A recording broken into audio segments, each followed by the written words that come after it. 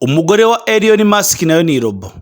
Ariyo mpamvu ku itariki y'ejo ku ya mbere y'ukwezi kwa kabiri umwaka wa 2024 uyu mugabo yatangaje kuri Twitter ye cyangwa kuri X company ye y'urubuga nkoranyambaga ko aribwo bwa mbere bashyize microchip mu bwonko bw'umuntu. Iyi microchip bavuga ko ijyajya ikoresha umuntu waba warashanyaraye ndetse ikagufasha kugira ngo ukore akazi kawe kandi utavunitse. Siko bimeze nkuko yabisobanuye.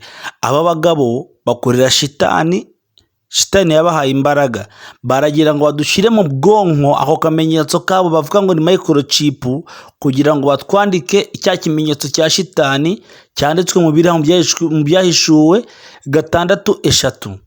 Niyo gahunda yabo. Iyo microchip ese niba idushyira mu bwonko bwacu tuzajya he? Ese ko nta muntu bizagera igihe mu gihe udafite microchip mu bwonko cyangwa ikirangantego ku gihanga nta hantu uzagura ikintu cyangwa se ngo ugire icyo ugurisha.